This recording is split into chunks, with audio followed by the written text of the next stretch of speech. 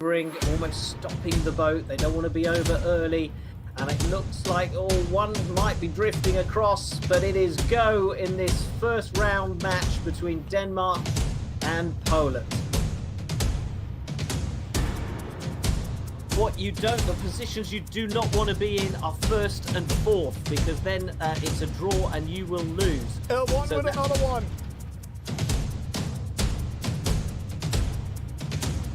Swiss will get the win. Yeah. Roxy Jr. just penalized Kwabi. Kwabi dropping down. Now it's time. It's Susie attacking Moonflower. No, she missing Roxy Jr.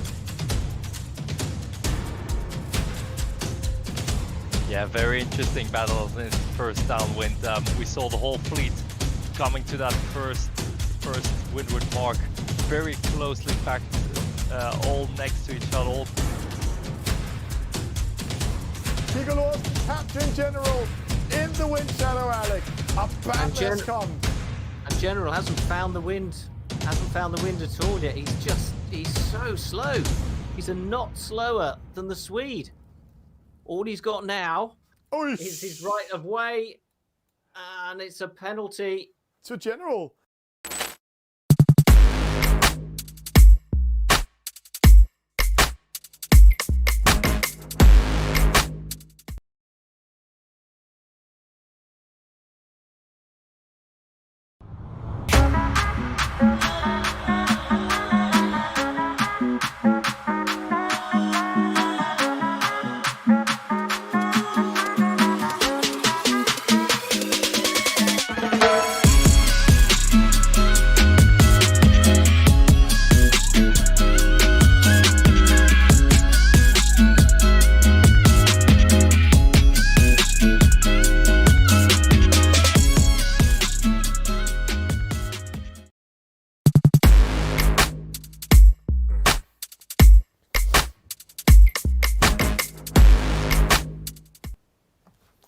Hello and good evening, and welcome back to this fantastic night of eSailing, Alec. What a fantastic night. We've had one quarter-final already that went right down to the wire before Italy finally beat the Netherlands. And now it's Great Britain against Germany. Yeah, and Alec, that's also going to be a battle of giants. We just saw the Netherlands losing on the finish line to the Italians, but what a fantastic quarterfinal. And I have to say, we're knowing these two teams coming in, the British and the German. They've been practicing and practicing and practicing. But Alec, we just got an intel of one of the British guys we had an interview with. What is the intel about him? You mean about his pizza? Yeah. So the British captain, who we're going to hear from very soon, is ordered a pizza. It hasn't arrived. So he is racing. He is racing on an empty stomach, but worst of that, they might come to the door whilst he's playing. How he copes with that could be the difference between making the semi-finals or not. Equally, what did he have on top of the pizza? What did he order? What toppings are coming? This is what interests us. But should we talk about the eSailing instead? Let's go in and talk a little bit about the format, but that might be a crucial moment for the British.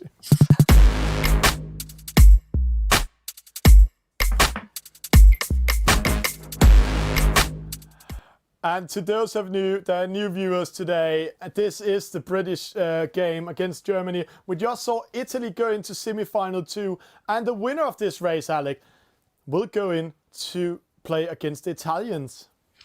Yes, and we saw the Italians really come together in some really tight teamwork to beat the Netherlands.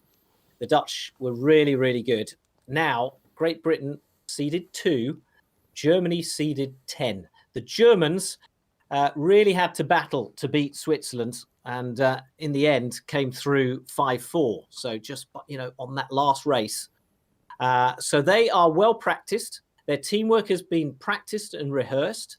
But what about Great Britain? Have they been practicing away from the race course? Because we haven't seen them in action since the seeding round, because they automatically went through to the quarterfinals. So the opening couple of races, I think, will tell us where the two teams are. Yeah, and the races they're going to do is this fantastic eSailing Nations Cup format. They're going to do 9 races, no matter the score and what's coming up. Race number 1 is 10 versus 10, and here we actually can see how good a team is in the individual level. Then we're going into a match race in between the strong female players, and Alec, there's quite a fight coming up there. And then our lovely format, 5v5, laser 3 versus 3, F52 versus 2, J17 and 1 versus 1 starboat, and then the last 3 races. But let's start here from the British captain, Alec. You had a good interview with him.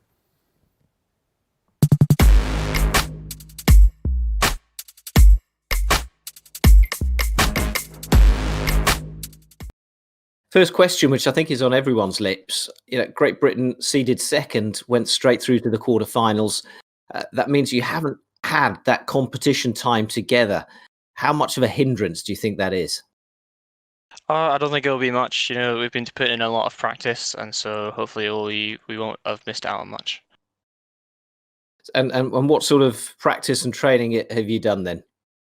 Lots of quite aggressive fleet racing practice for the 10v10s, and then some team racing practice so that people can get used to the maneuvers and VRI and stuff like that.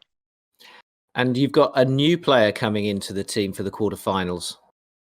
Yes, we do. So Hugh Brayshaw was sailing offshore on double-handers last week, and so he'll be joining us this week since he's free now. And which races are the ones that you really want to win? As in, obviously you want to win them all, but which ones do you think you've got the best chances in? I think we got a good chance in the match race and the double-hander, or the 2v2 J70 racing. 50 3v3 as well. I'm pretty hopeful for. Okay, so just give us a brief outline, some of the stars of your team.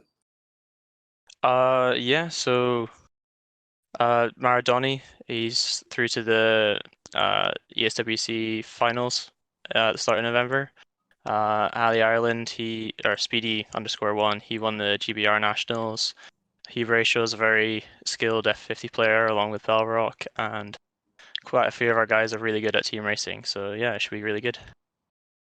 Okay, well, best of luck. Thank you very much.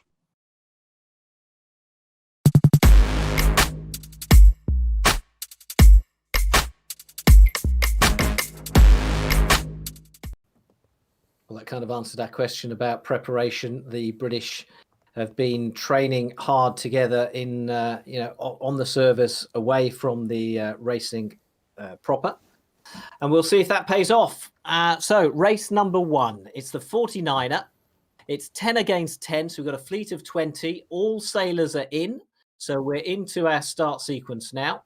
It's a long upwind. It's 4 legs, upwind, downwind, as you'd expect. So a standard course. And here we go. It's our first chance to see all the sailors in action. And some of these men and women you may not see again until the very last race, when once again it is 10 against 10.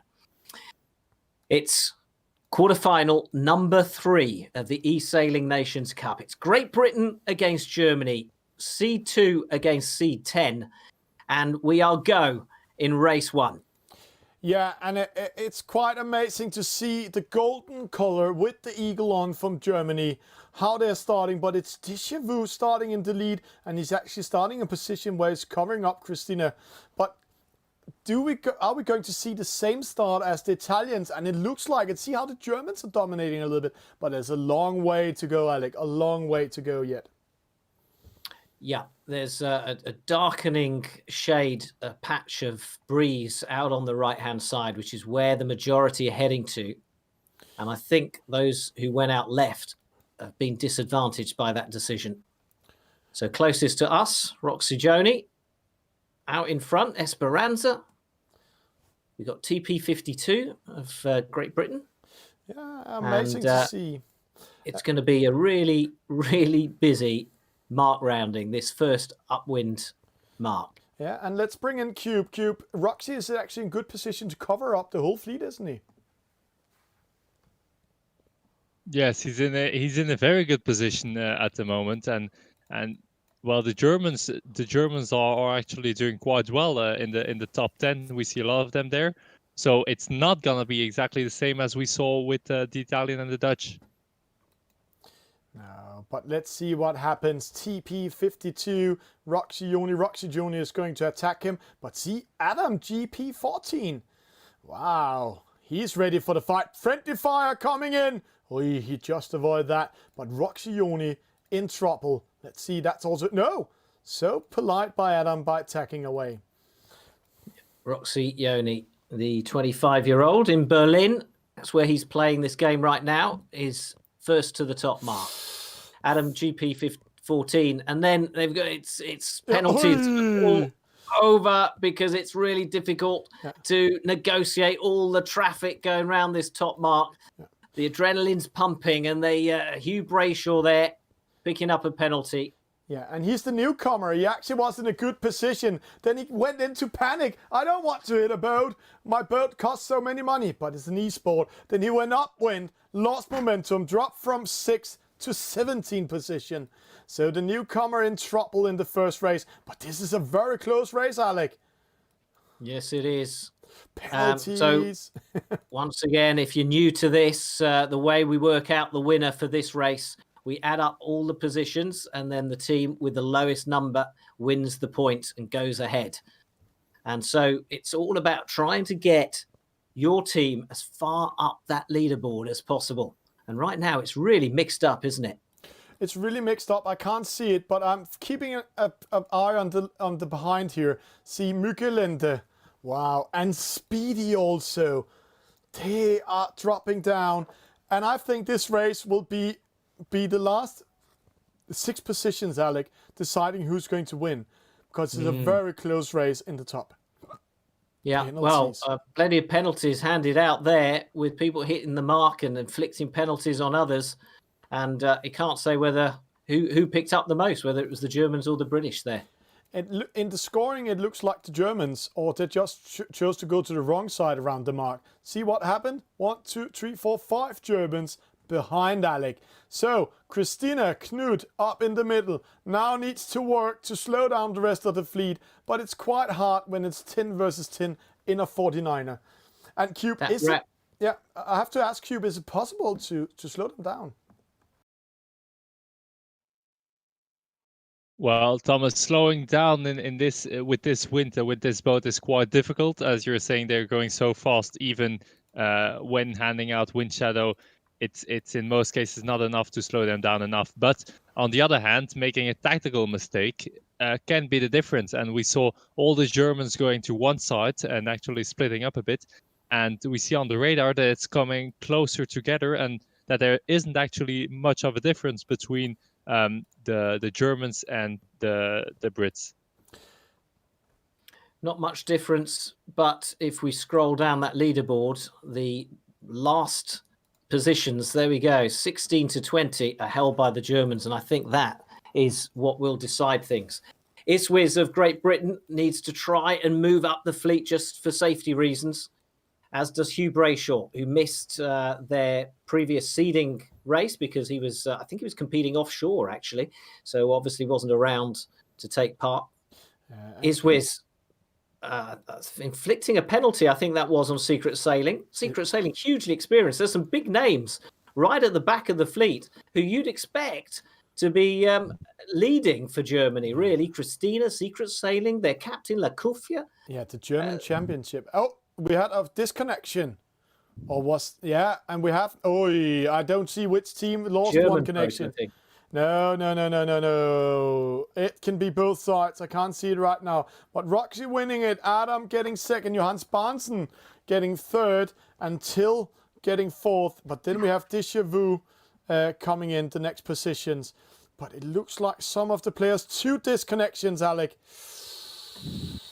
2 disconnections. Well, let's hope it's one for each team just to keep things fair. There's the captain, Déjà Vu, crossing the line. TP52. Lots of blue spinnakers coming into the finish line now. Yeah, Knut. And just a quick look at that would suggest that it's going to be a British victory, but it depends on those disconnections. Yeah, and also the calculation from our race officer. We have seen him earlier today being a little bit out of touch, giving the point to the opposite side, but that's okay. We're just making a little fun with Cube, and he loves it when we're doing it. But I have to say, what a great start for 3 of the top players of Germany, Roxy Joni, Johannes Barnsen, and Till Kruger. And then we can see that some of the good players from the Great Britain, Adam and Dejavu, getting also top positions. But the interesting part is the last part of it. And it looks, Secret Sailing was the guy losing connection. Oh, was it? Yeah. Okay, well, I can confirm the score now. Great Britain scored 92 points. Germany scored 118. So it's 1-0 to Great Britain.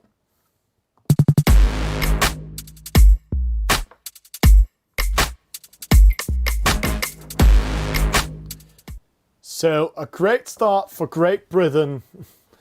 You love it when it's that, but I have to say, I want to cheer on my neighbors from Germany. I'm actually only 30 kilometers away from them, and some of the players are only living 60 kilometers away from me. So Well, that's fair. I'll cheer on Britain. You cheer on Germany. yeah. So come on, lads. No, that was British.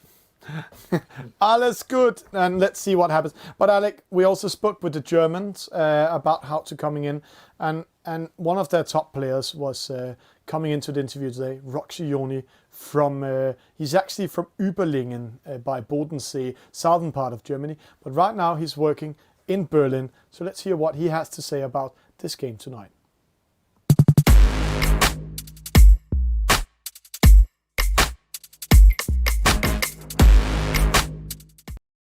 Roxy Joni, you're sitting in Berlin racing tonight. Just tell us a little bit about the pressure and how you feel. Yeah, the pressure is on. We really have a really strong opponent. Great Britain, I guess they finished second at the qualify event, so the pressure is really on, yeah. And you've been doing a lot of training, I understand.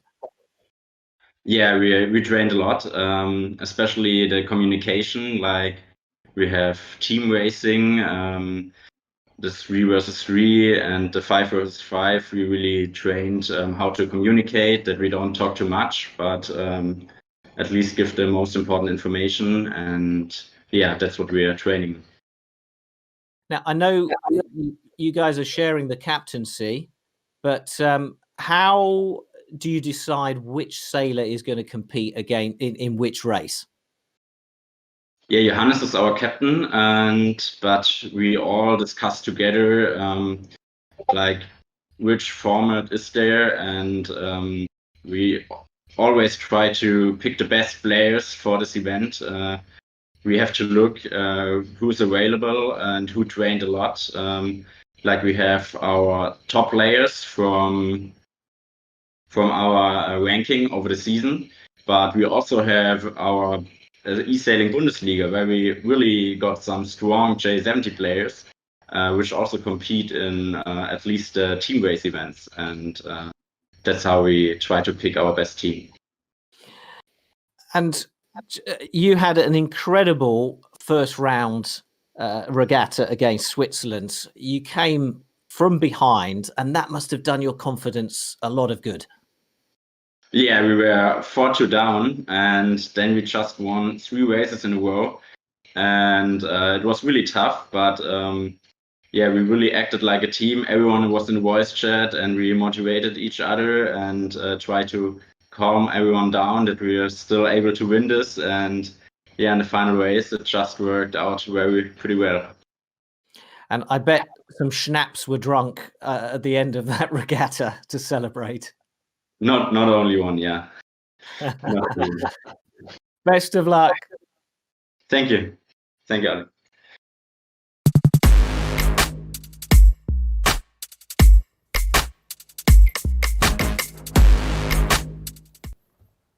Jonathan Koch, Aka, Roxy, Joni, great fun, and we had a bit of fun with him, didn't we, after that interview, because he works for the German Foreign Ministry. So I was trying to ask him what is German policy on Brexit, and he wouldn't say anything. He suddenly went into politician mode, didn't he? And, and refused to say anything at all. Anyway, it was good sport.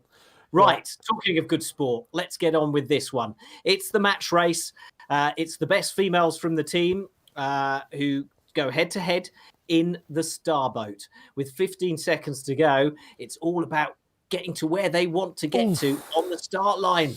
Christina with an unforced penalty, but she's going into a position where she can control Isvis, but she's a little bit too slow to control it. So Isvis with a good start, and Christina tacks away straight away. Yeah, Christina paying the price for that penalty. But I have to say, both those here, Christina is the most experienced player of them, what we know, or sailor. Yeah, absolutely. I mean, 41 years old. She's been sailing all over Europe, Lake Garda, as well as up on the lakes in Munich. So I'd say she's a lake specialist. I'm not sure what waters we're on here, what virtual waters we're on, but it looks like a beautiful place. It is a beautiful place. And we have a ferry in there, so this is Trieste, Alec. You think? Yeah. Oh, yes, I can see the famous tower. Yeah, with the green top just behind us. Yeah, it's Trieste. So, but back to the race. Home of Barcolana. Yeah. Interesting battle here. Cube, did Christina do a wrong thing, or is this just smart to tack a little bit later than Christina? It's difficult to say, Thomas, because I'm quite a fan of those tag battles upwind, because when you're constantly tacking, you actually don't get a chance to build up that much speed, and as the leader, you don't get a chance to run away from the second boat. So doing those tacks constantly actually slows down the first boat as well. And with that said, Alec, they're coming to the first top mark, and it's the British in the lead. Iswiz out in front, and the downwind has always proved crucial in the start. The wind shadow is really, well, compared to some of the other boats, it's huge, 35 meters. But the difference between them now is nearly 50. And so that won't be having an effect yet on Iswiz. So Iswiz, the Briton, now needs to do whatever she needs to stay that distance ahead of Christina. Yeah, but Christina has put in her claws on her competitor, but Isvis defending it well by jibing away. But Christina, she's getting a little bit closer to her, but still not closing the gap too much. 42 meters, so only taking 8 meters. But let's see the mark rounding here.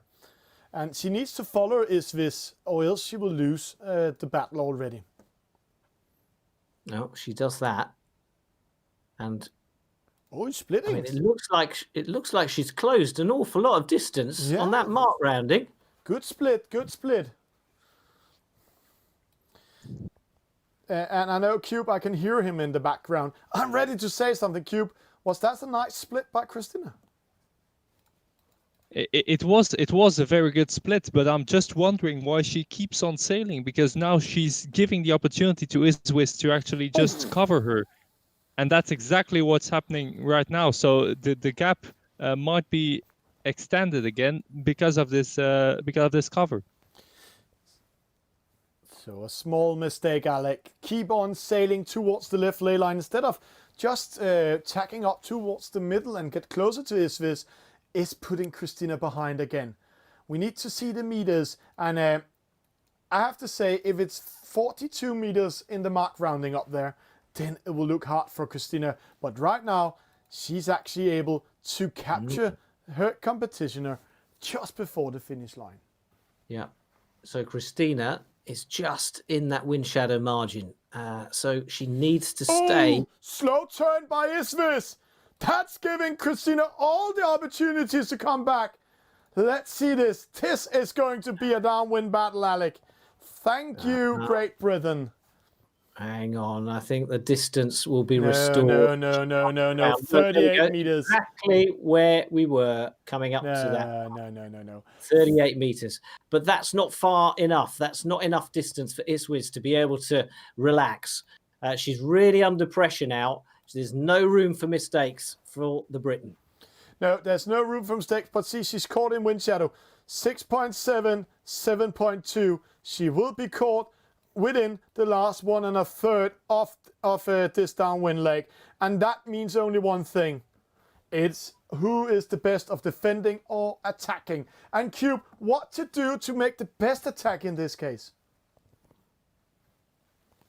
That's very difficult, Thomas. Everyone has his own strategy, but basically what you want to do is you want to choose between, well, both staying out of this wind shadow and then also being on the left side, but it's not even necessary. No. The difference was big enough and she got the victory. Yeah, but I have to say, nice turn by Iswiz going out of the wind shadow and driving to the opposite side. So good defense by her. That is giving 2 points to the Great Britain, Alec.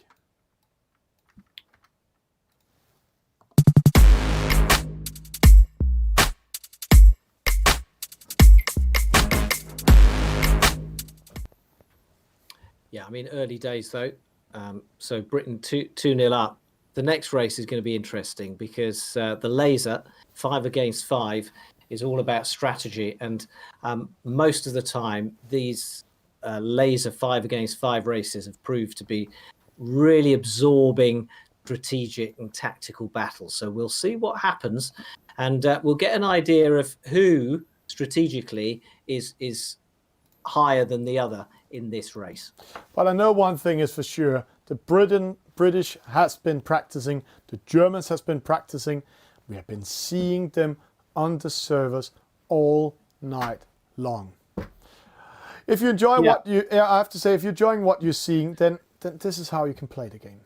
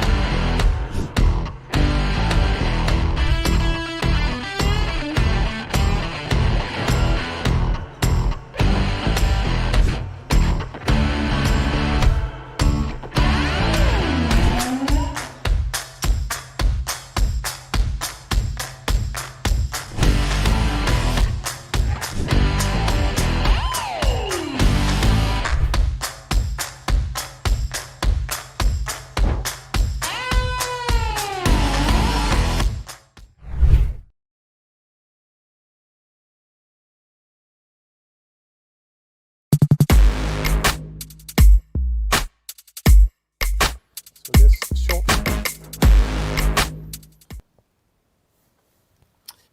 Yeah, so the thing about the Germans is that they, in their round 1 match, they were up against Switzerland, and at a certain point they were 4-2 down and they came back to win it. So them being 2-0 down right now so early in this regatta, I don't think we can read anything into that quite yet.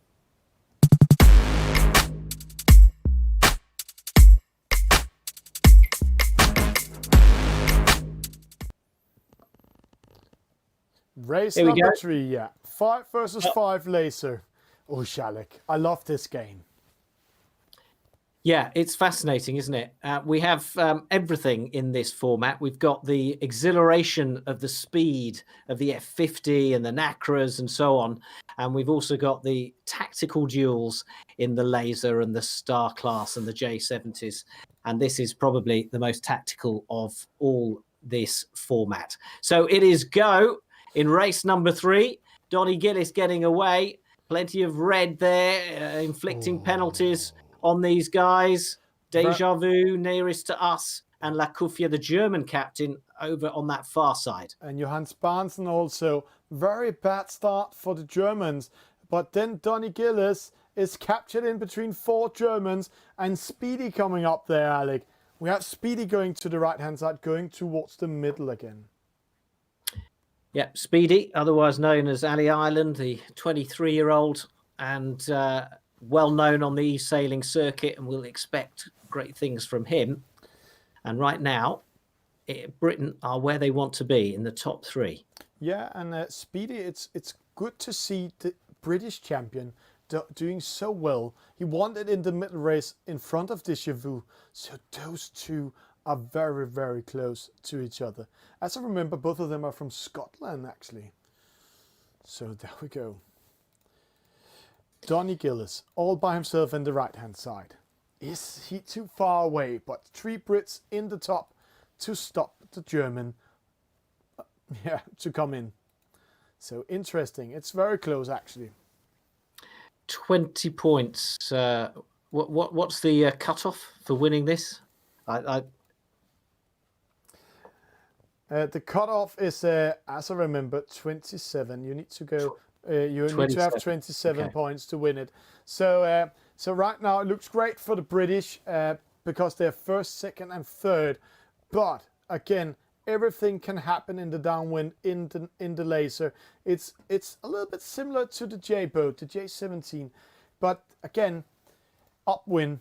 You really can do things with this boat. But let's see the battle coming in here, Alec. Let's see how close it is from the top view. Here we go.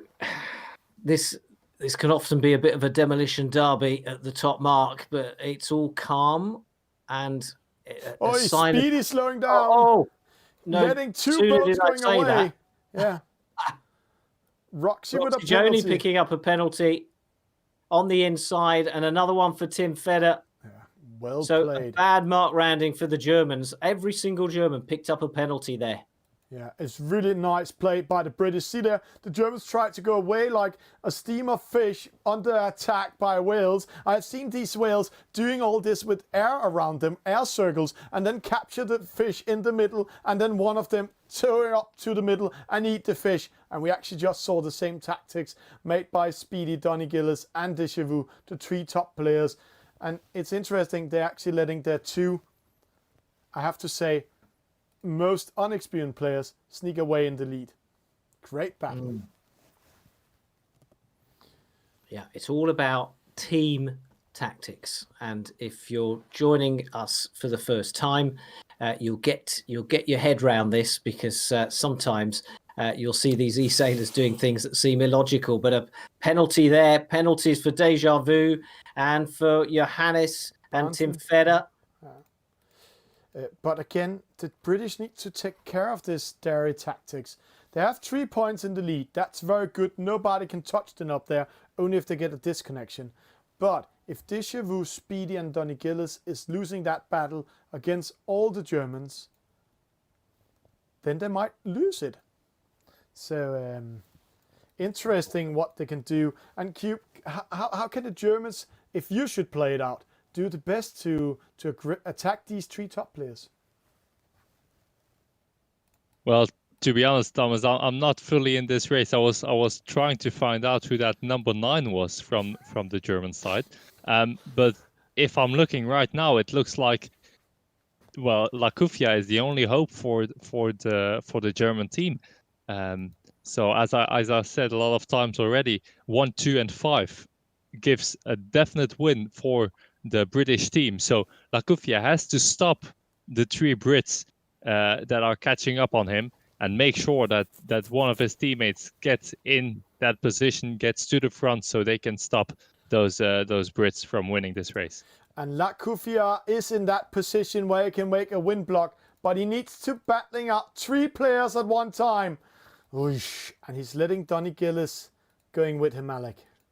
But what we often see is when they get tied into a battle, then the other sailors can come through and catch up from behind. So it can just take one to disrupt everything. Win and block. Lakufi's round ahead. Penalty to Speedy. Oh, it's working, Alec. But no, nice play by Déjà Vu, penalizing Roxy. Penalty to another British up there, Donny Gillis. La Cufia is doing what he can, but Déjà Vu is, he's alone with 4 and giving penalties to all 4 Germans at the same time. Amazing. Wow, great sailing there from the Briton. And a good try from Lacouffia, the German captain, as well. He did his best.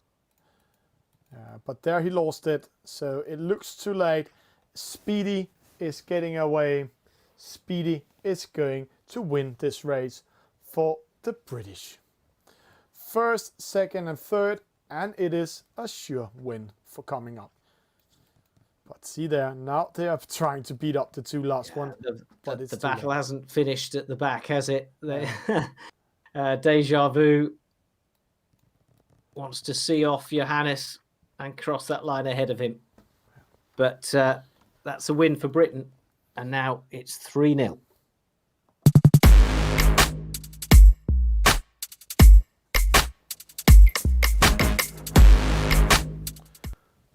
What a harsh start for the Germans, Alec. Yeah, really harsh start. They're not out of it yet. It's a best of 9, so the Brits still need to win 2 more races to secure the quarter-final. But the Germans have to start to act now. They've really got to come back. The F-50's next, and they've got to make a difference now in this race. They look quite nervous, the German players.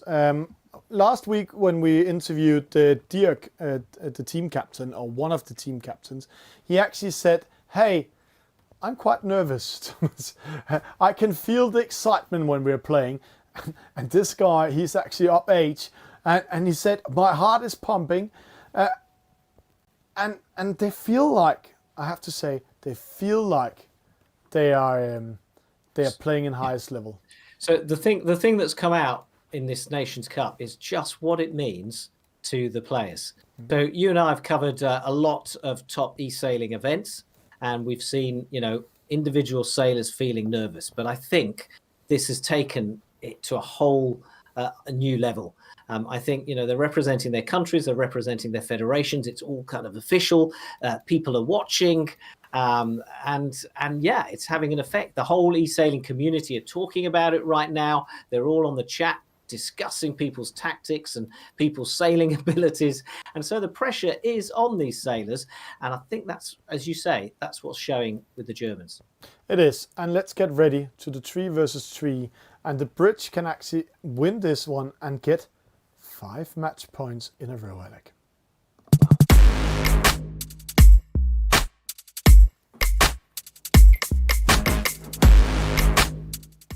And I can see a change in the standings from Germany. Last week we had Lacouffia in this race, and he made a false start. He's out, and then we have the newcomer, Hugh Brayshaw from Britain coming in. Yeah, Hugh Brayshaw, well, a new name, but certainly not inexperienced. Very experienced sailor and e-sailor.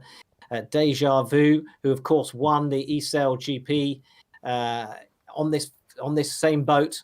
And now with just a few seconds to go, they're accelerating away. It's the Germans with the yellow sails up against the Brits. And at the moment, it's pretty good on that far side. And it's neck and neck between Bellrock, or it was, and the German. Yeah, Bellrock got a penalty. Christina, Secret Sailing, Roxy going away. And Hugh and Deja Vu coming in. So it's going to be very, very close in this race number 4. But let's see what happens. Bellrock, Christina, both of them with a penalty, slowing down. But in the lead, it's Roxy, it's Secret Sailing, Deja Vu, and he knows this boat, and Hugh coming with them, Alec. Rounding that gate mark first. Yeah. And so suddenly it's Germany 1 and 2. But they're changed. Secret Sailing going to the wrong side.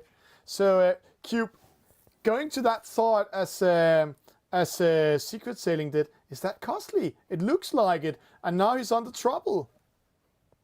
Well, actually, he had no choice. Deja Vu was rounding that gate so well and was so close to him that in case Secret Sailing would have attacked right after the gate mark, he would have gotten the penalty because Deja Vu was right behind him. So he had nowhere else to go than to go to the wrong side. And, well, he lost a couple of places because of that.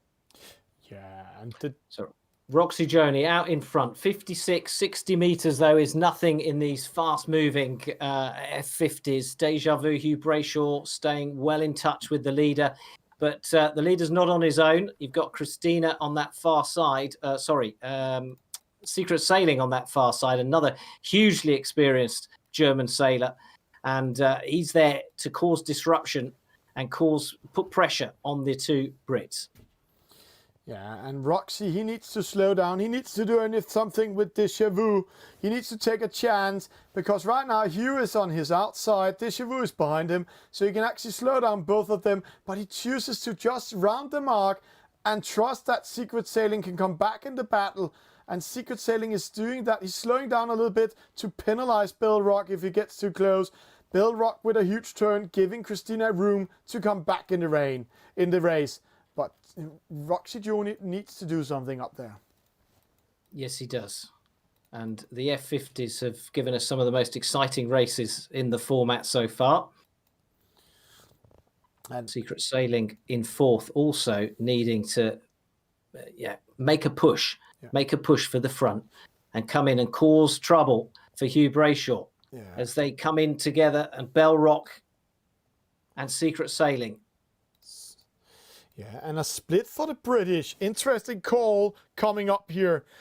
Deja Vu and Hugh going to the right-hand side, and they're going to do what we call a 3-tack-up win, where Secret Sailing was under trouble by Bill Rock. Roxy Joni is a 4-tack, and Roxy Joni is doing a 3-tack. But see here, what a nice play by Bill Rock, covering 2 boats from the German team. So it's all up to Roxy now.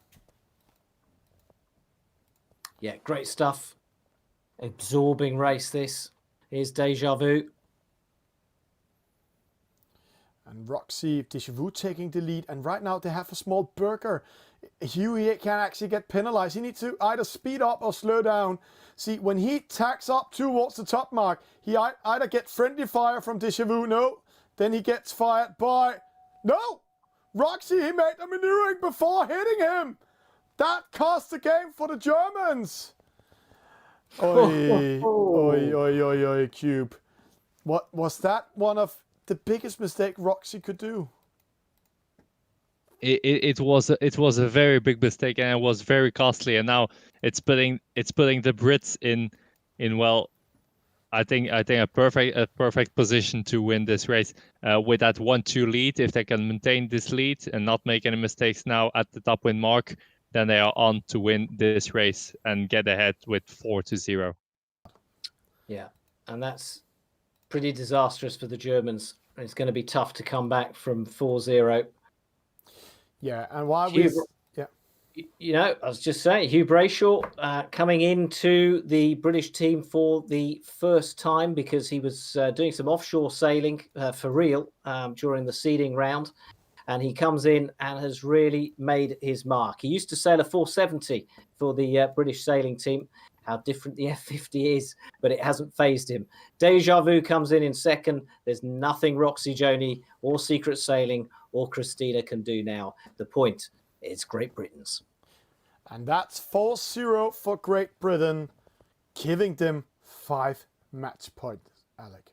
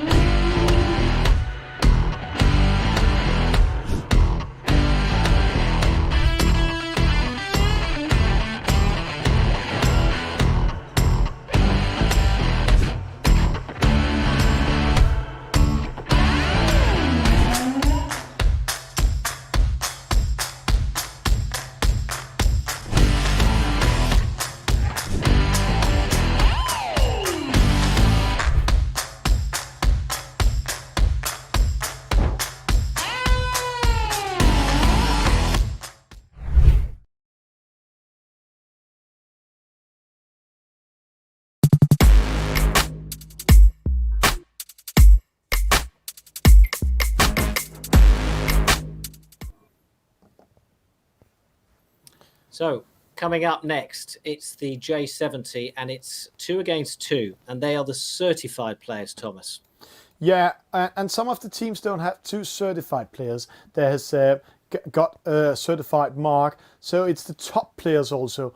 And in this case, it's Roxy Joni, second place overall in the Bundesliga and also in the German eSailing Championship this year. And Johannes Barnsen, there was the champion last year and got third in the German Championship this year. And then it's Déjà Vu, and we can't see who's the last is. We'll just get a confirmation by Cube after that. But they're ready to start coming in. It's Speedy, the British champion, in that race. So let's see who will win this one.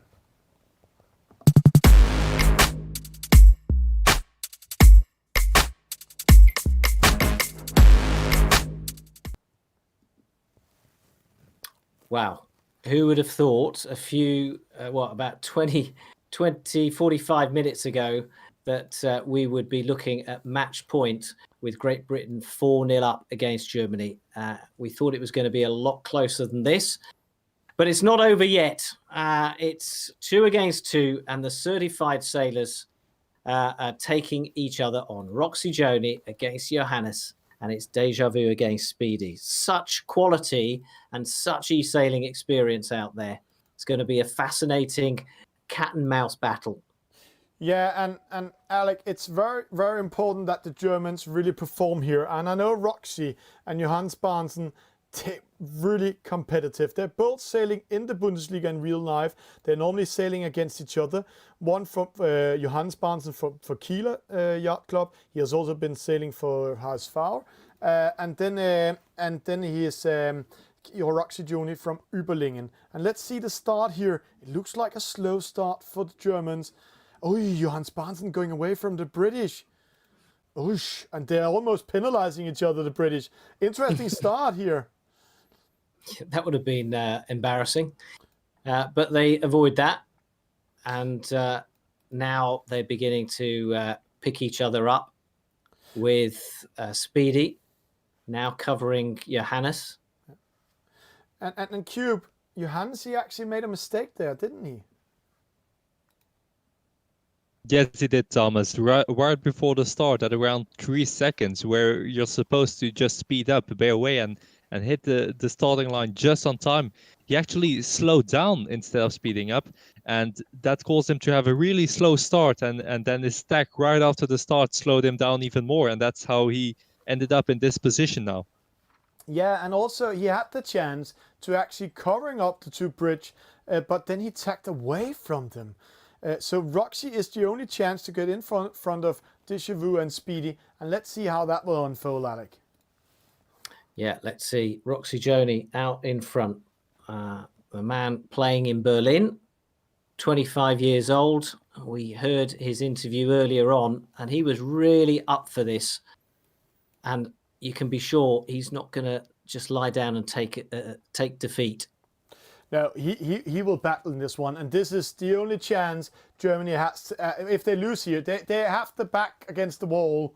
So Roxy needs to do something. Déjà Vu coming close to him, Roxy in control of both the British boats, but he needs to slow them down because Johannes Barnsen 30 meters behind the second British boat. So let's see how he's doing that. But what a play by Britain. Speedy going in front of Roxy. Whoosh. Speedy, putting in. Slowing down. Roxy slowing down. Johannes Barnsen back in the race. No. Oh, Johannes going on the inside. What a play. Great play from Johannes. Sneaking in on the inside. Fantastic. And now challenging Speedy up front. Penalty to Johannes. Penalty. But it's the Germans taking the lead. But let's see, these boats speed up quite fast. Johannes back and forth, but it looks much better. Penalty, Roxy giving to Déjà Vu. Déjà Vu in trouble. This is changing everything up and down. Yeah, it's snakes and ladders on the leaderboard. And yeah, it's some really aggressive, some really defensive maneuvers. It's fascinating stuff, but it's Germany first and second right now. Here come the Brits. And they're going to be fighting this all the way to the finish line. It's going to be neck and neck, penalty Deja Vu, penalty Speedy, and to Roxy Joni. Yeah. The most impressive part was that Roxy Joni backed away and penalized Deja Vu, but then he hit the mark.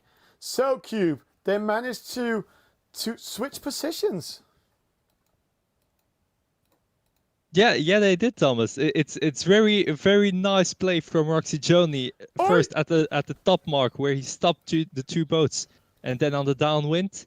Of course, very sad for him for that mark penalty that he got, but he got Johannes Bansen in front, and now the game is still open for them. So he did a really good job, and now let's hope for them that they can get back to the front. We just saw Deja Vu doing a downwind attack in an upwind leg against Roxy and winning it. Then we saw Johannes Bansen moving around, attacking Deja Vu back.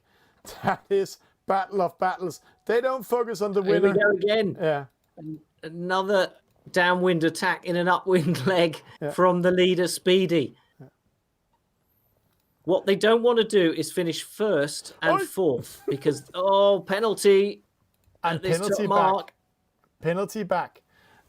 First, Deja Vu penalized Roxy, and then Johannes penalty Deja Vu, and now there's a penalty to Johannes coming in. No, he managed to go around. The wall block didn't work, but Roxy is not allowed to lose it then.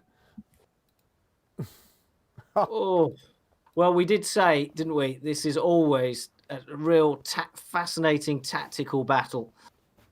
So the J70 now heading downwind towards the finish line, and the Germans are not where they want to be. You don't want to be finishing first and fourth. That makes it a draw on points, but the victory will go to the British because the winning boat is penalised because it's a team effort. The winning boat is expected to do something. It's chasing teammate. Oh, look at this. The Brits just trying to see off Roxy Joni. They're not interested in Johannes, but Johannes is coming back. He knows he has to do something. Now Roxy Joni picks up a penalty. Is there any way back for him now? It is. See, he's putting down the spinnaker.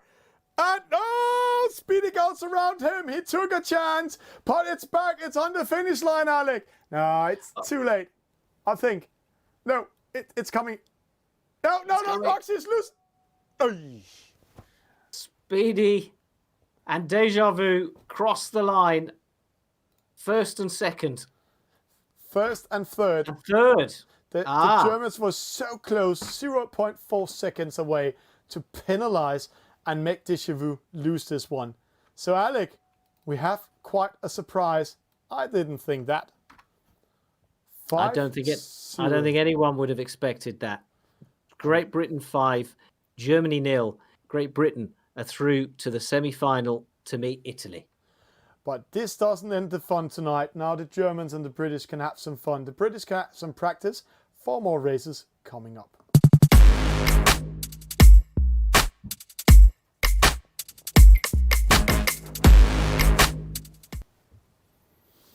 Well, I was just trying to count how many races we've had so far. But basically, I know we've only had 3. How many regattas we've had in total. But we've only had 3 that were decided 5-0. So many have gone right down to the last race, haven't they? And certainly with this one, we were expecting it to be much closer. But it's up to the Germans now. They are out. They've got nothing to lose. They're racing for pride. They're racing for pride, and the first pride we're going to see is Roxy Joni against Deja Vu. 2 players that know each other that well in a match race. Mano Mano. And Alec, they are ready. Let's go.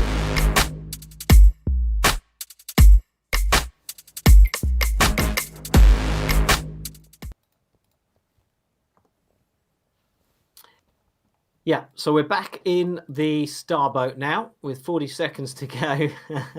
And it's like a ballet, isn't it, in this pre-start, as Deja Vu and Roxy Joni, like dogs chasing each other, trying to have a sniff, trying to work out who's going to go where, who gets the advantage, and they're going to be giddy by the time we reach the beginning of this race.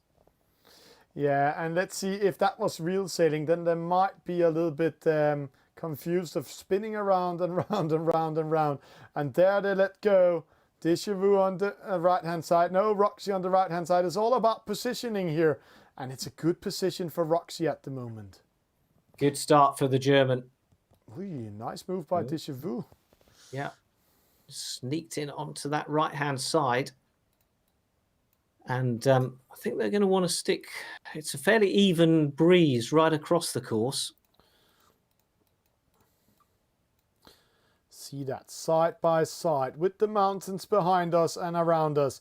Let's see how this goes. Déjà Vu tries to make Roxy think that he will tack. See there, he tries to make him think he will tack, but Roxy is cold like ice. There, Déjà Vu tacks. Roxy follows him, and straight away tacks back. Roxy go behind him again. And Cube, in last race, you spoke about this is to slow down the leader. Does this work quite well? Yes, it is. It is working quite well, and also what we see right now is that Déjà Vu has some clear wind, because Roxy Joni decided not to attack immediately. So now it looks like well, a nice fake maneuver there from Déjà Vu, and we saw Roxy Joni luff up and not completely tack, and that's actually gave a lot of free wind to Déjà Vu. And now the difference between the two boats is still quite small. Yeah. Very small. It's virtually nothing in the start. And we'll see what happens as they head downwind. But Roxy Joni has the slight advantage now, or does he? Yes, he does. Déjà Vu slots in behind him. The British captain, who's from Scotland, but studying and playing this game in his university digs in Southampton. And Alec, I wonder if his pizza's arrived. Yeah, I'm just saying his pizza is arriving now, so we might see him suddenly lose concentration and focus. But there we have Roxy under pressure. Let's go to the top view and see this. This is a battle of battles. Let's see here. Déjà Vu, Roxy Joni, both of them know so much about this game. So close, isn't it? And it's not just the tactics and knowing what your strategy is, but it's also having the control of your device, whatever they're playing on, whether it's a tablet, a phone, or a PC. Yeah, and I think Roxy is a phone and Déjà Vu is a PC. Yeah, it's all about having done this. So, over and over and over and over again. So you know what you want to do and you have that strategy, but you're able to do it without having to think about it. Oh, penalty, another attack, Roxy. and it works this time.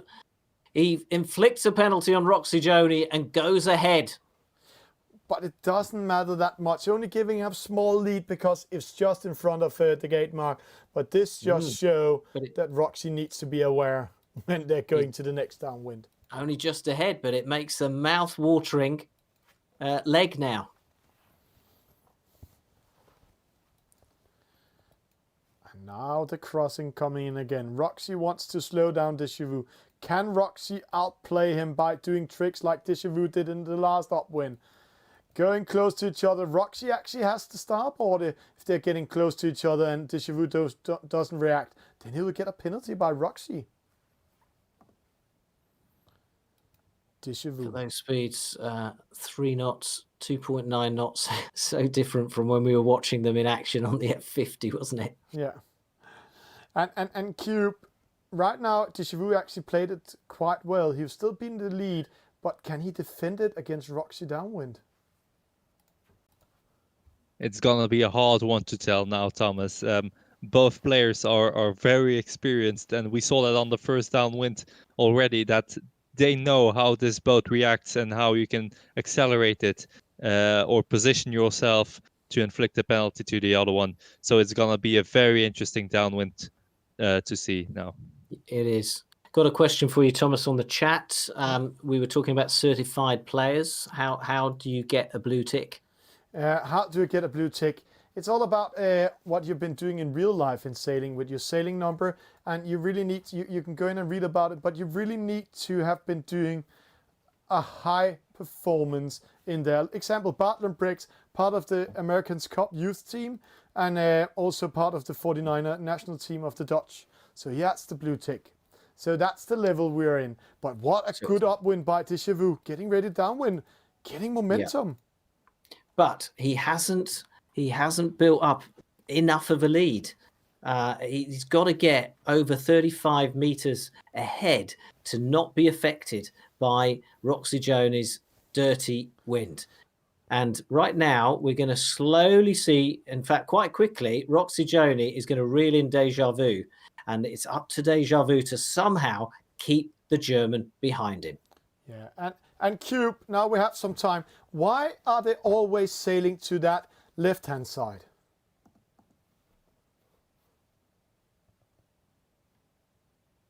Oh, I think we lost Cube with us. He's gone. He's trying to find out which players there's in the game. But Cube, there's only 2 players. Why are they going to the left-hand side, Cube? Hi, Thomas. Sorry, I was on mute. Well, the left-hand side actually gives you the advantage of when you jibe, then you're on starboard tack, and that gives you the right of way to penalize the other boat. So they can't let someone get on that left side, because if they do so, then they give the right away, and the one on the left side can actually penalize them. And that's what we're seeing right now with Roxy Joni being on the left. But Déjà Vu is not moving his boat. He has still, we can see the red circle around him. So right now, if Roxy hits him, he gets the penalty. So Déjà Vu needs to move. Roxy needs, there, he moved. So now Roxy can do it. No, oi! Penalty to Roxy! Oi, he was too slow to inflict that penalty. So, and so it's victory to Déjà Vu. And to be fair to Roxy Joni, he left it late, but he had no option but to try that maneuver there and then.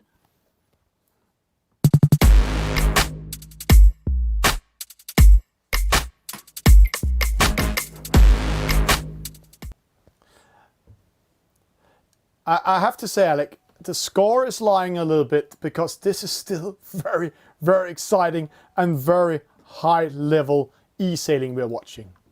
Yeah, the score does not reflect the quality of the German team. They're hugely experienced, and they are pushing the Brits all the way, especially in these sort of certified, these 1-to-1 races. They're really pushing the Brits. Yeah, and let's go into another one of the fun races, 3 versus 3 in the J-boat. But Alec, before going that, let's go into to brush up the format too, because we have a lot of new viewers out there. What is this all about?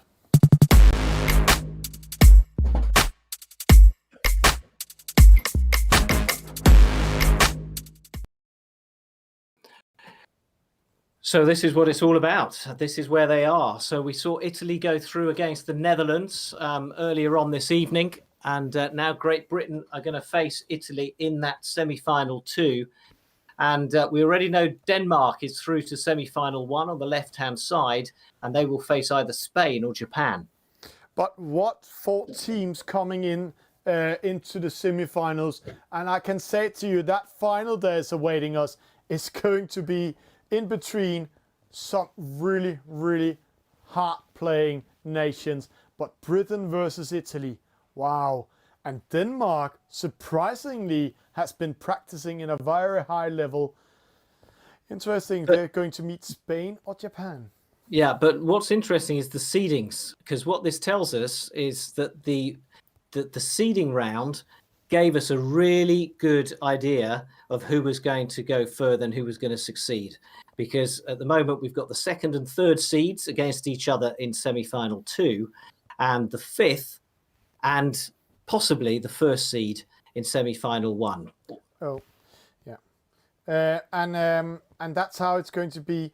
And here's the format, Alec. Yep. So we've had we had 6 of these races so far, 3 more to go. The J70, the F50, and then the real fun 10 against 10 in the NACRA 17. Yeah, and this format, we're just seeing it here today. We're seeing the British winning 5-0. So then they actually won it, but there's still a lot of fighting and gaming coming up in it. But it's very few games we have been seeing after 5 races, been winning there. So let's see how it unfolds. Here's an interesting fact. So we've had 8 races. Forget the seeding rounds. We've had 8 races in total so far, and 3 were decided 5-0. 3 were decided on the last race. And that's an interesting fact, because that's just show how high a level these boats have. And Alec, when we're saying a high level, let's go into the next race. We are going to see some players that we haven't seen much to from Germany. Esperanza, Knut, and MCS Till, and they're going to battle Donny Giles, who actually managed to qualify to the World Championship, Adam GP, and right now I can see the British is actually having, there are some huge connection issues. So we're just waiting for the players to come in. So while we're waiting for the players, Alec, if you want to play this game or you want to work with eSailing,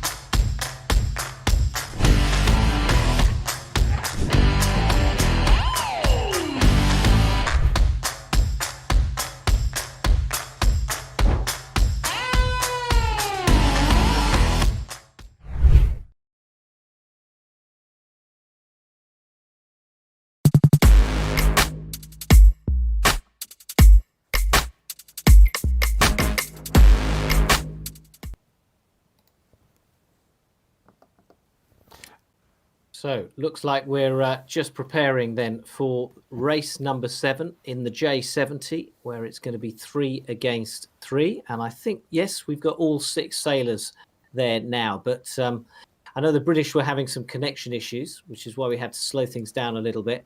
And it must be a British internet thing, because I've also had issues over the last sort of 20 minutes, 25 minutes with various glitches and freezes and so on. So let's hope it's cleared so that we can enjoy these last 3 races of this quarterfinal. but one thing is for sure, Alec, it's not a hard Brexit, only internet-wise.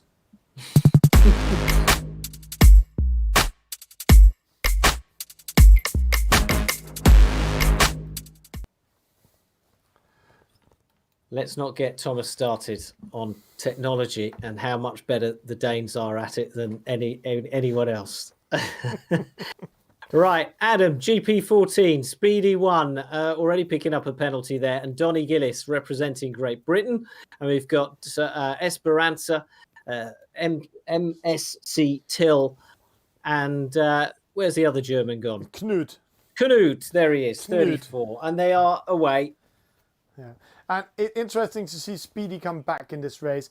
The British champion, yeah, he has been performing quite well tonight, and he is actually the stronger player on the British team, but he has a very good player here.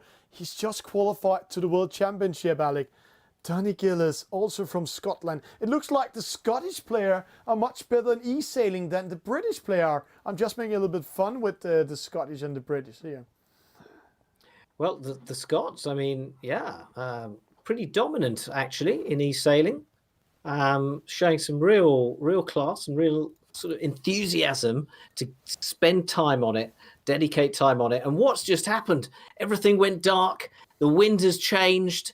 It's got a lot stronger. They'll be accelerating away now, and it looks like a huge storm's about to come. Yeah, actually, there's a very dark wind. But Cube, we also saw suddenly the Germans was in the lead and taking the decisions. Yeah, that's right, Thomas. They took advantage of that storm, or how you want to call it, by going to the right hand side, and getting a bit more wind, a bit more speed, and that was just enough to put him now in the lead, together with a small wind shift that they got from the rod as well. Who's this boat closest to? Over on that right-hand side. So we've got Adam GP14 heading out to this left side, where there's also a bit of dark breeze just beginning to appear. Yeah, but he's covered, Alec, by Till Kruger. Then we have Esperanza in the lead in the middle, and Knut covering Donny Gillis. So it's actually up to Speedy, I think, to come back in this race. But can he do that? But it's Adam, it's Speedy. There we have Adam. Well, Adam has huge experience out on the real waters. 36 years old, works for the RYA. But the greatest thing about Adam is the greatest story about him is that he's actually won the Blind Sailing World Championships in 2013 as the sighted tactician. Did you know that they do blind sailing, Thomas? No, I didn't know, but it looks like they're blind in this case because the Germans are actually killing them at the moment. Knut is going in and taking it. No, but I didn't know they're doing blind sailing, Alec. So it is, and it is absolutely is fantastic. And the blind sailors are amazingly skillful, and obviously their relationship with the sighted sailor is very important. But let's watch Adam now come in, and he just squeezes in on the inside ahead of Knut 34.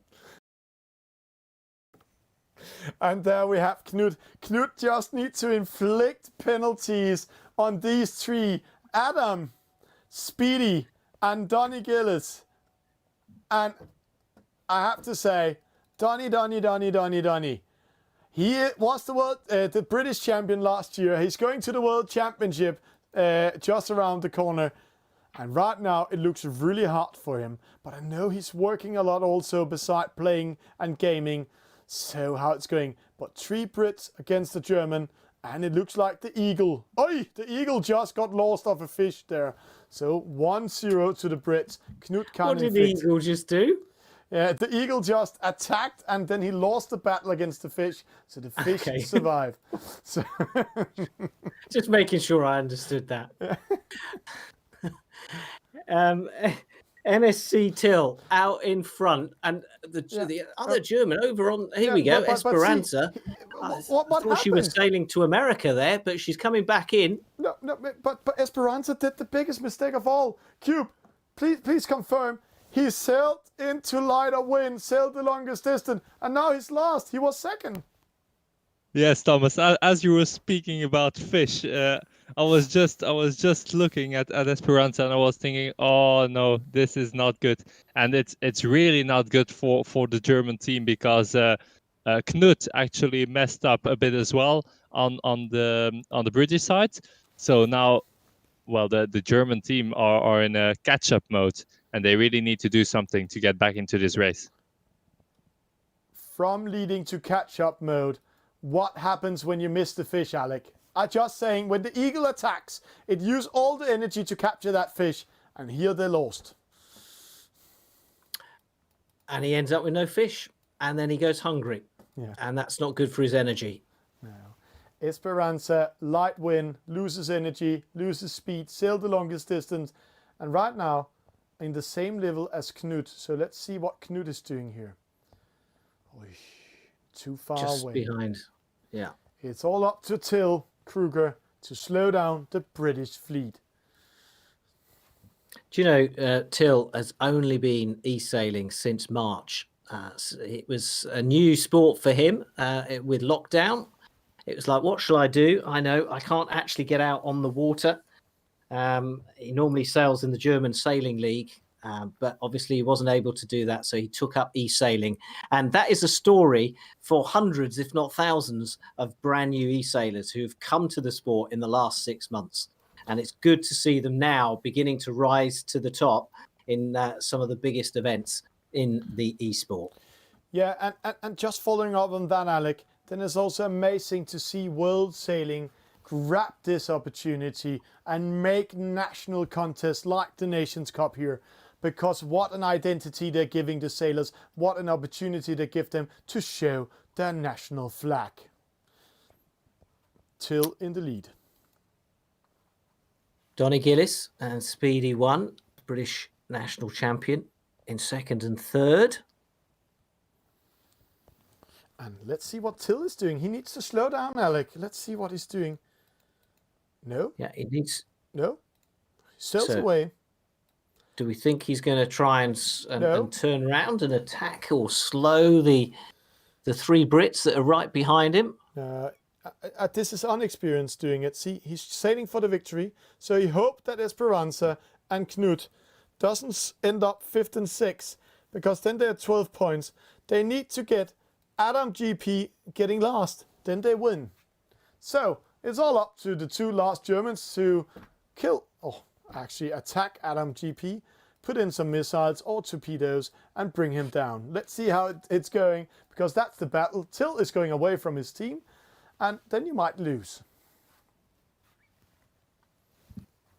Well, someone on the team needs to get in touch with Till and just let him know what's at stake and what he needs to do.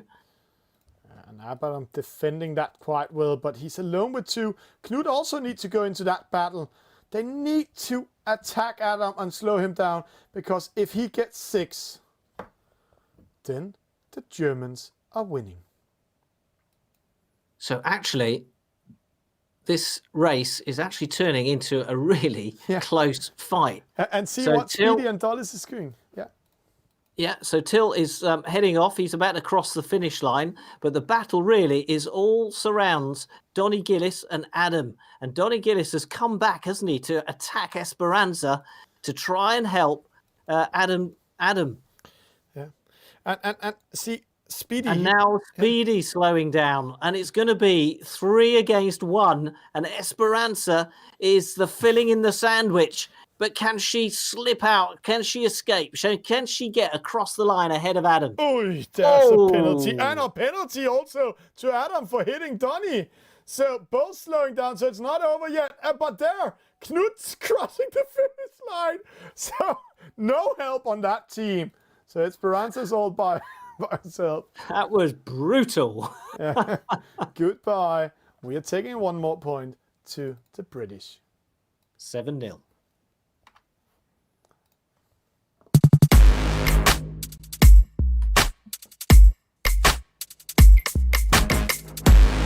No. Sorry. I'm just getting... it's because we're Have we getting done too bad excited. maths? Yeah, Have we I got it wrong? did a wrong math, Alec. For first time, I'm actually doing a big mistake. Watching the score, For the first time, Thomas. 10 point to Germany.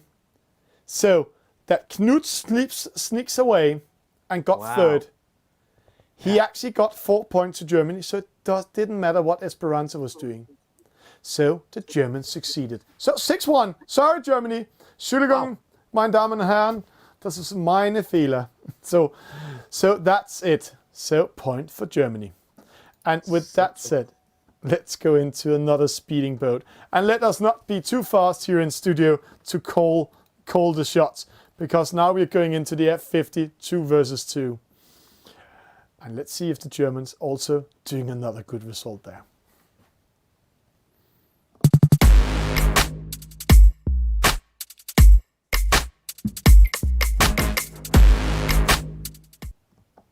Well, only 4 boats in this race, so we've got a better chance of getting it right this time.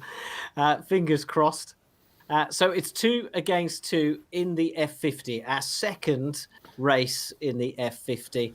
And unlike the previous one that had 6 boats on the water, obviously just the 4, it does make it a slightly more technical battle. But equally, we have seen this sometimes turn into kind of straightforward drag race at the start, 2 boats getting ahead and then staying ahead. But we'll see what happens. Yeah, and I can say to you all viewers out there that's following what we're doing here on the crew, on the casting crew, Cube is just writing in the private chat, Thomas, now we are squared evil. So 1-1 in mistakes today. So that's how it is. But I have to say, it's quite good to see the defending the German champion this year and the German champion last year getting ready to race the F50, and then they're going against Skipper on fire, and I don't know who the second British sailor is. We haven't got the confirmation there, but it looks like unproved British sailor going against two champions.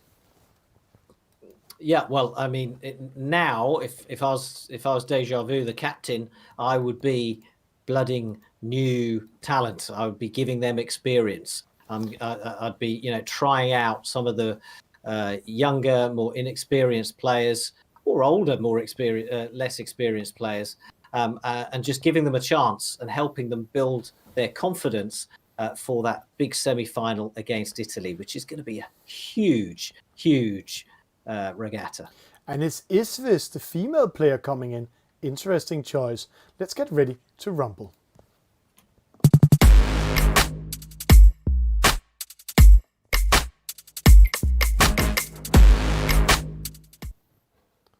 Yes, it is. It's Izzy Wizzy. So let's get busy. Skipper Fire is the other Brit, and then it's Johannes against La Cuffia. La Cuffia, who we were expecting in the previous F50 race, but he stepped aside, didn't he? Possibly because he had a poor F50 race in the first round. So already he's inflicting penalties. I mean, it's too early to make a difference to the start, because that penalty will have been will have worn off by the time the start goes. But it's a battle of the inside, Alec. See, they're battling to be on the inside, and see there, he penalized back. So it's all about being on the inside. Then you have to ride away in the F50 in the start. But there is a theory, isn't there, Thomas, about the best place, whatever the F50 race, the best place to put the boat on the start line. Yeah, that's actually here on the inside, but it's all about the wind, Alec. So sometimes you can come with more speed from right-hand side. But it looks like a good start for the Germans. They are fighting back. Johannes Barnsen coming first. Isvis, La Cuffia. He had a better start today than last time he played this one. And then Skipper Fire. What a slow start. What a slow start, 31.5 knots. Yeah, but it looks slow according to the rest of the fleet, so the British are a little bit in trouble. But we have seen this race again and again. It's very hard to call. Well, we saw them hit 50 knots, didn't we, in the SailGP event recently. So that is slow for them. And someone's peeled off. Skipper Fire's peeled off to come over to this side. More to hit the mark straight away, but he needs to take care, because when Isvis is coming in, there will be friendly fire. See here, they're coming in almost the same time. Oh, they're splitting up. Oh, that's unexperienced. See how slow that turn is. But it doesn't matter. Luckily for him, this point doesn't count anything. So it's more practice to do what to do in this race. But they're splitting up. Interesting call, because then Isvis can attack La Cuffia. I think so. Well, you say it's just practice, and yeah, I mean, to a certain extent it is now. But, this could be one of the deciding races in their semi-final. It's race number 8, and they could be right up against the Italians in the semi-final, and will have to come out on top against some really experienced Italian e-sailors. So lots to learn for Iswiz and Skipper Fire. Yeah, and they're going to battle the D'Amato brothers, I think, in that semi-final. And there they really need to step up. La Cuffia continues to the right-hand side. Johannes Barnsen to the left-hand side. This 7th race has given us some of the most thrilling races and finishes of any of the races over the course of this Nations Cup. Japan against France, and then the Italy against Netherlands, which we watched earlier this evening. Wow, 2 absolutely fantastic races. Definitely my favourites from the Nations Cup so far. But La Cuffia actually doing a mistake in the upwind. He's trying to capture the 2 other boats in a penalty, but then he actually tack up towards the top mark too early, so he needs to do a double tack. See there, he needs to do a tack. Oh, La Cuffia. That will lose you, because now Skipper Fire has the right away and can penalize you. So La Cuffia is going down to 4th, giving the right away to the British now. So the British are in the lead, because this race can be tied.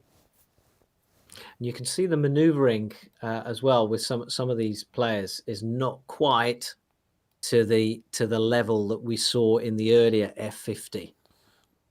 No, but also quite nervous by Lacouffia. We have met Dirk before, that's his real name, and he said, I'm getting so exciting, I'm getting so nervous when I'm racing this. It's like real racing there. And Cube, was that unexperienced, or was it the wind that might have been choosing him to do that double tag instead of just doing one?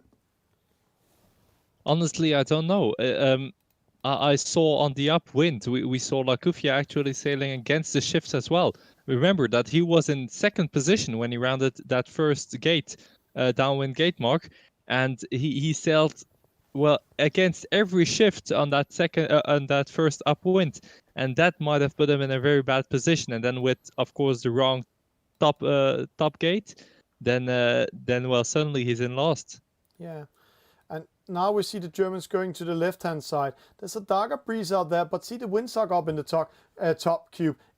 Are they going against the wind again? Yeah, it looks like right now Lacouffia is looking for this wind gust that's on the left-hand side, so we can see the darker patch there. And actually, the left windsock is also showing a good wind shift from the left. So he's definitely going for that one, and he'll probably go right next to the border to then tack and take that shift and try to head up and catch skipper fire. Yeah, but interesting call. They went opposite that the British, and Isvis is now in the lead. So what will happen in this race, Alec? It's not over yet. This is going to be very this leg close. has seen a complete swap of positions. So we've now got the Brits in first and third, and the Germans second and fourth. And we started in exactly the reverse of those positions. So at the moment, ironically, if the Brits win, well, there we go. They're in command because they'll get 4 points to Germany's 6. But let's see, Johannes Barnsen needs to slow down. They need to capture skipper fire. He needs to see, he's slowing down now, luffing the sail, and skipper fire coming, he's going opposite. No, he's following Johannes Barnsen. So they want to penalize. No, Johannes Barnsen hitting the mark. No, it was so timed. So he hit the mark, the trap was set, and then he hit the mark. So they were so close of penalizing skipper fire and put him to fourth. Unlucky by Johannes Barnsen. Johannes paying the price for the pressure that he was put under by the Brits. And now Iswiz is heading towards the finish line. Skipper fire is going to follow her across. Lacouffia not far behind, but too far behind. He is going to have to take third place. And then Johannes brings up the rear. And it's now 7-1.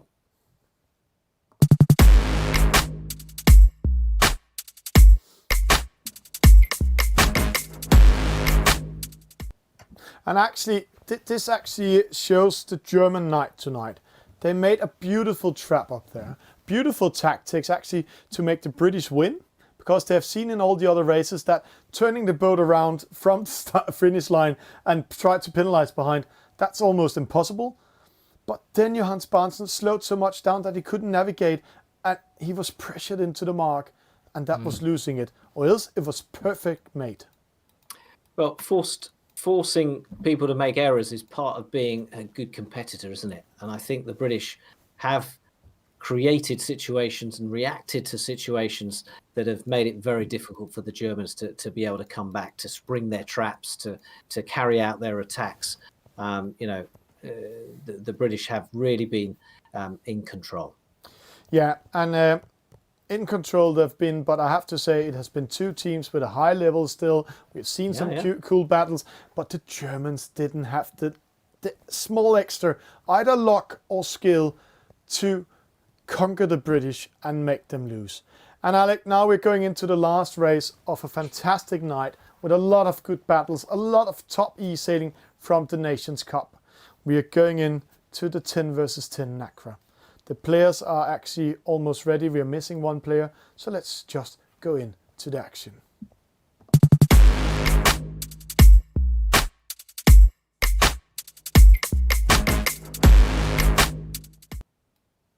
Now, it's fair enough, I think, to say that anything could happen. It's the only foiling boat in the Olympic Games, and it's fast and it's furious. And this is a great finale to all these Nations Cup regattas. Unbelievably, it has decided three of the 5 races we've seen so far. So how's this going to work out? So it's 10 against 10. I can see 19 sailors. So we're waiting for Iswiz has just joined us. So we now have all 20, and we're into our starting procedure. And I think it's safe to say anything can happen.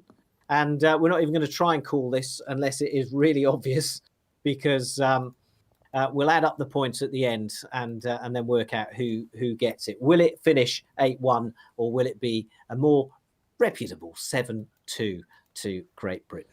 Yeah, and before we start, I have one question for Cube, because a lot of players are saying that this boat doesn't need to sail in the stronger wind pressure, but in between the wind pressures. So in middle wind, that's where it's sailing the best. Is that just a rumor, Cube? It is not. It is not, Thomas. It's actually true.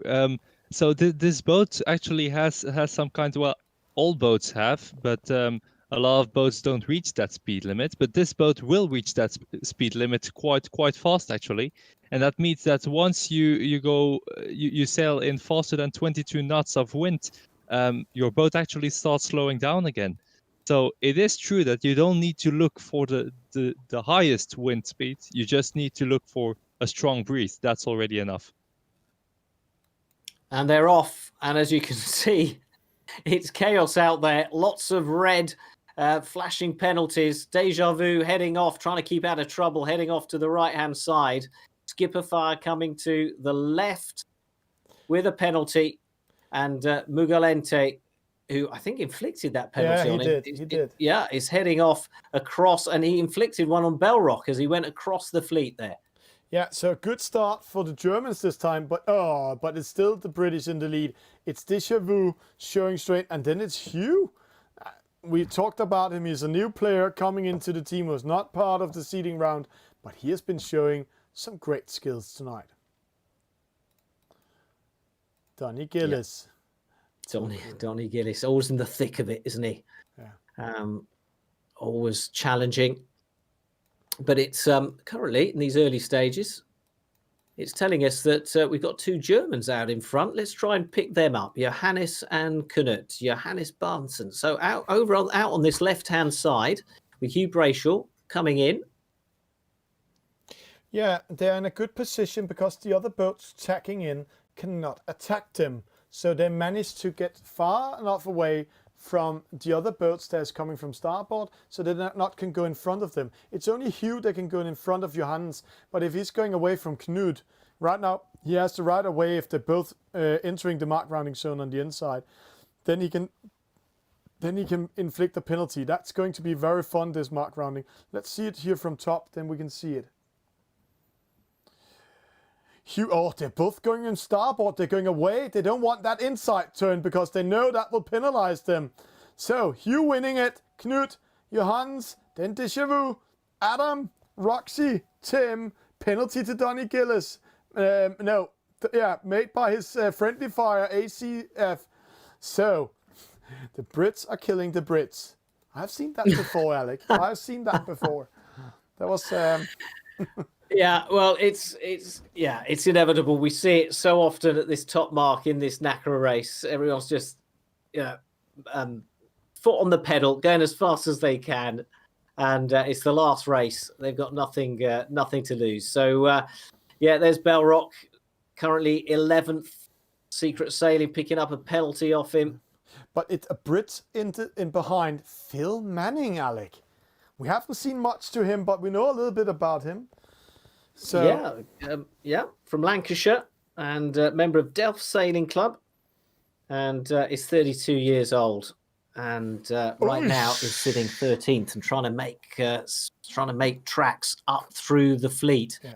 Christina missed the mark, coming from a position 12 to 19, and then she's back in the race. But if she's 19, then one player lost connection. Well, but look down at the back. I saw Secret Sailing back in 15th. I was expecting more from Secret Sailing. Philip Mann, the sailor from Kiel, 22 years old, so experienced in eSailing. We've seen him have so much success, and I didn't really feel he shone tonight. No, but it's also about focus and being ready. We have been speaking with the players time after time about this, and sometimes you can actually have an off day. But it looks good for the Germans. It looks like they maybe will take a point in here, but it's a hard one to call. Knut in the lead, Johannes Barnes and Roxy. They're only going to battling Déjà Vu. Then there's a small gap to Hugh, Adam, and ACF. But the Brits needs to take care of ACF, because he actually penalized his friendlies. So they need to take care of him. Déjà Vu with a penalty. Nice battle with Johannes Barnsen there. So confirmation it's a British boat that's disconnected. But right now, off they go, downwind, heading towards the finish line. Friendly fire! This time it was a Hugh, not ACF, killing Adam. So that happens. Yep, off they go, and this lot are rounding this mark, but if we look towards the front of the fleet, they won't be far from the finish line in this final leg of this quarter-final.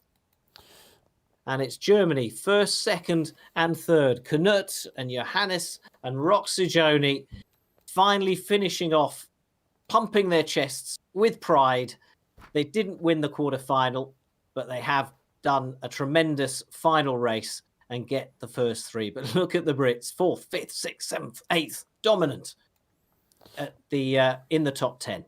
Yeah, and that's actually these 5 positions. I actually thought when we started today we will see the British being a little bit behind the Germans all the time, but it showed different tonight. Then we have Till coming in, La Kufia, Tim Fetter, Bill Rock, Speedy, Skipper Fire, Phil Manning, good ending by him, and then we have Mugelinde, Christina, Secret Sailing, the 3 last boats coming over the finish line. And Alec, we're just waiting for the confirmation from our race officer. It was Isvis losing connection, so let's see how this will go.